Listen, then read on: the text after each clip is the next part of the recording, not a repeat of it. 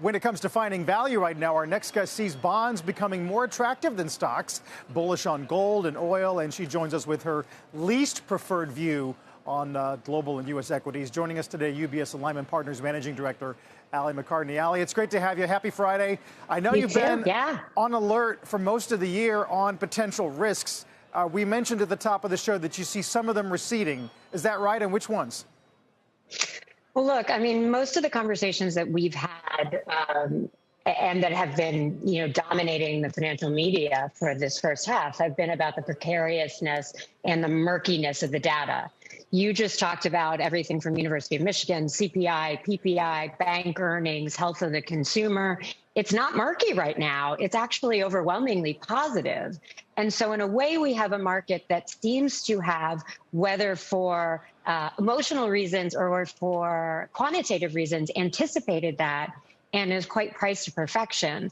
So I guess the good news here is that the data is starting to show the positives that exist in this economy.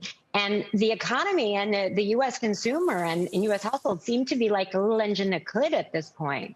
But to your point, I don't think we are out of the woods yet, right? Because the expectation going forward is that we continue to see progress on inflation, although likely, as every guest you've had on this morning has pointed to, it is less quick and less what have you done for me lately than we've seen a little bit. We're going to continue to see slowing growth. And I think the real question right now is around the uncertainty and the timing and effect of 5% and what looks like will be somewhere between 5.25% and 5.5% of rates.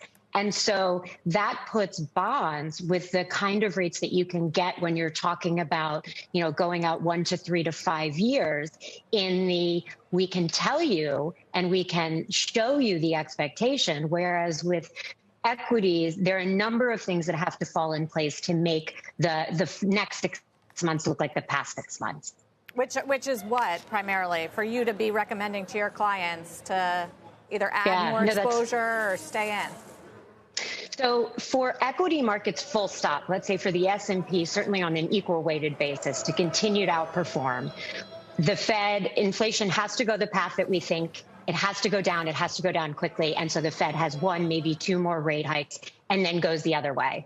Second, this widely predicted U.S. recession has to be full on canceled, right? We stick the soft landing. We move on. The labor market capitulates. Fed says, OK, we're reversing course. And third, all of, the last 6 months has been the best half we've, with the second best half we've seen in 20 years, largely driven by optimism over AI. And that seems a little precarious. I think what really, really has to happen, Sarah, is that what we've seen since June 1st, with cyclicals slightly outperforming tech and AI, is that we have to start to see that. And we have to go from an economy and a market that has rewarded and charged multiple expansion to really showing earnings growth. And I think we'll start to see that in 2024, but there's no reason to believe that we're going to see that in 2023.